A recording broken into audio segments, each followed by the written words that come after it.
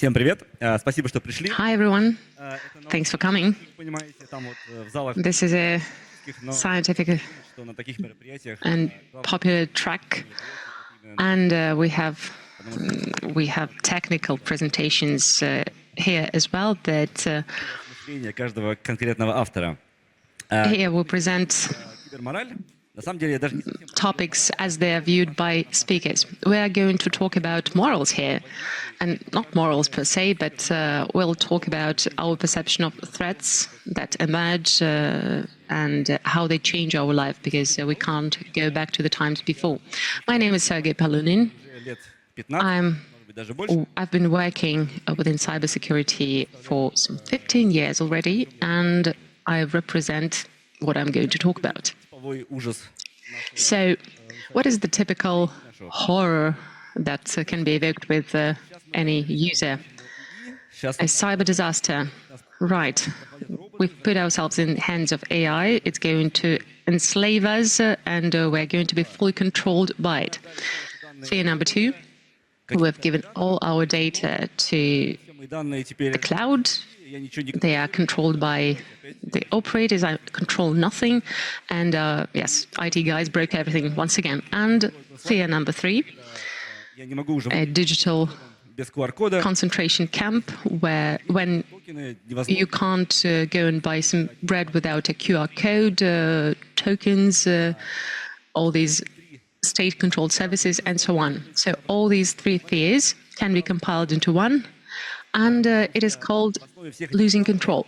Because the foundation of all these fears is the potential feeling that we lose our power, our ability to control our life and ourselves. And that's probably the deepest, the baseline, the bedrock fear of our neural system.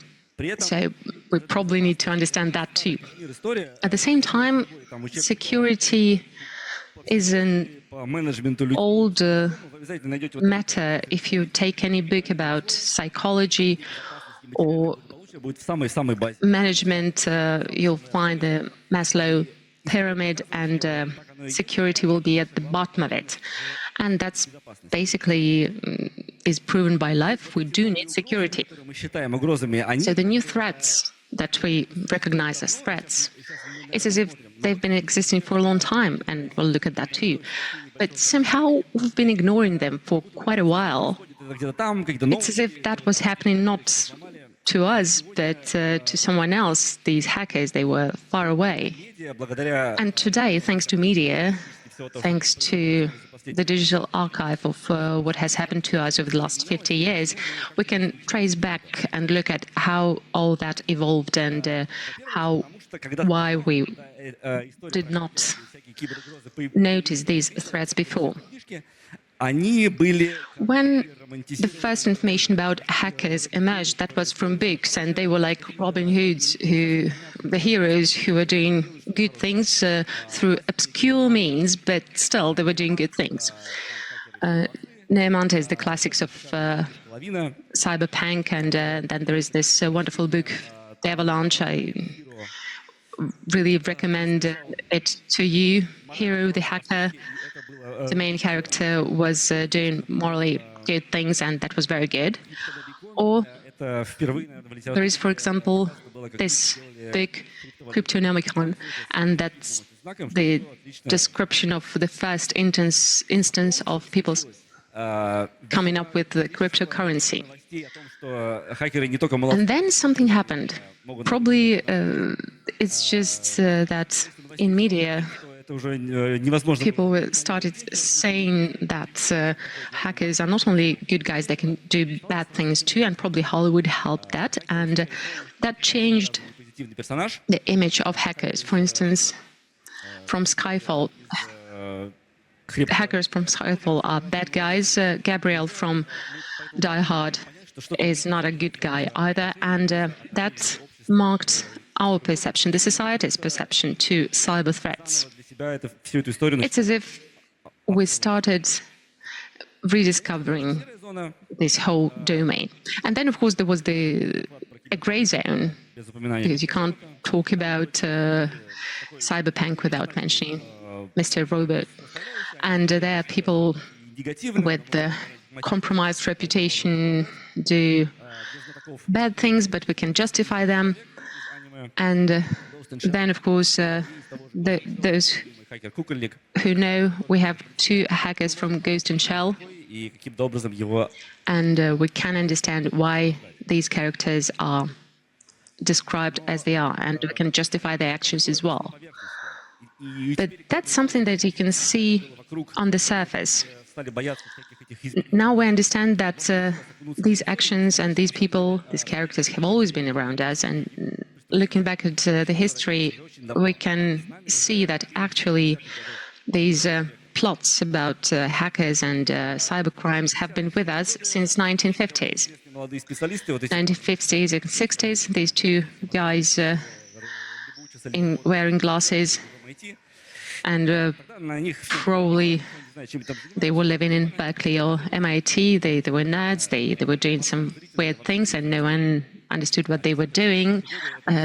Mass audience was not interested in that at all, and because back in 50s and 60s, astronauts were the heroes, not these guys.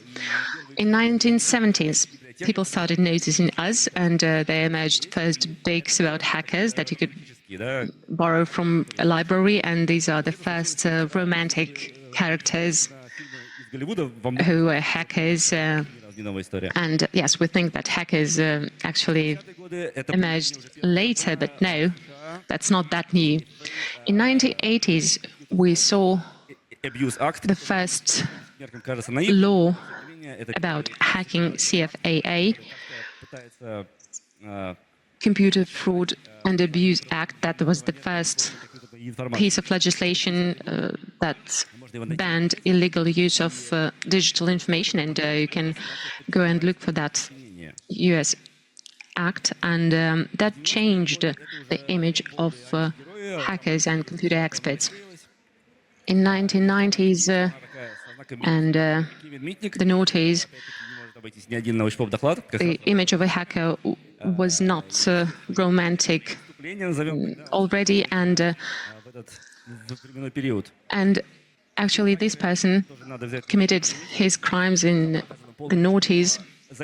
Then a screenshot from the hackers, probably it shows some weird stories, but behind that you can see actually the reflection of your own perception of hackers. And then this guy. It only happened 20 years ago. It feels as if that was a long time ago, but no. Edward Snowden did what he did 20 years ago. And then game over.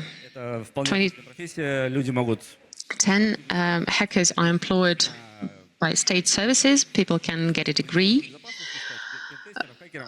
In cybersecurity, you can become a penetration tester or a hacker, and it's not romantic at all. You can go for hacktivism if you feel that you can change the world with that, or get something for yourself. You can work for the government, for your government, or some other government that is very impossible, provided you share their values. There are good career paths there as well. And if you start exploring similar careers within other states, it's completely identical there.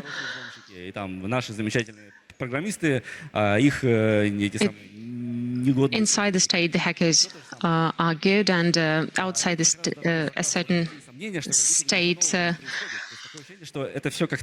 digital experts are criminals. And it looks very familiar, doesn't it? It's as if the plot repeats itself, but actually the state perceives it differently, because the state started panicking and attempts to control new domains, new dimensions of our life. But actually it's not that new. We're going to look at it, but it's only now that we feel that our life is flooded by new things, but it is not so. And when I understood that, I realized that I've seen that before. These are lines from Ecclesiastes, and here this person says that basically the things are going to repeat themselves. That's a very famous quote. Well, these are old writings, and you can say that, well, what do they know? We have AI, computers. But I would like to remind you that these words are written by people who lived through discovery of a plow, guns, and empires rising and falling. And even then and there, they thought that nothing new happens, and today I can reinstate the same. Nothing new happens. So I'm not going to talk about AI just now. You probably know that the I there is can be taken out. It's artificial, but it's not intelligence yet. We can make it work, but it's not a fully finished and a complete tool. We're not sure about how it can change our lives. We all are worried about anonymity in the internet. We think that people can write anything to anyone and not get punished, and it feels as a new thing. But no, it's not new. There were different notes that emerged in newspapers without any signatures, or things that were issued by groups of writers or poets. There were secret societies, and there was even secret trade in the Far East, where people weren't exactly sure who they're trading with. So that's not new. Piracy. And people saying that companies cannot earn their money for music pieces written because we are not paying for that. But piracy is not new either. We can think of courses, but that's not the only example. In the Netherlands, in Holland, in Great Britain, there were illegal secret typographies who could copy books for you without letting their authors know, and that existed for ages. Caroline, that radio station was broadcasting without paying authorship rights, and you could tune to that radio and listen to anything. Cyberbullying. I think everyone watched Adolescence. If you haven't watched it yet, I highly recommend that. And yes, it feels as if today we have new ways of how children can be bullied, but no, that's not new either. Bullying existed for ages as well, and there's nothing new here as well. Cancel culture. You said something wrong and you get cancelled. No one invites you to round tables, discussions. That's not you either.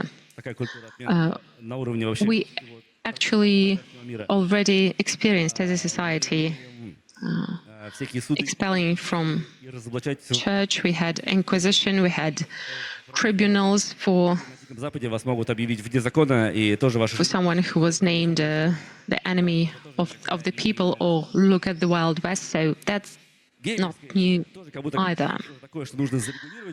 Game is ethics. It feels as if this is another domain that has to be regulated. And I heard talks about people discussing how moral it is to steal things from another person, another player within a game. Actually, that happened to the humanity as well. Look at knights' codes or samurais' codes, or even the Greek Olympic Games also were held according to the established rules. Codes for duels, or for instance, in Russia, in the Russian Empire, there was a code of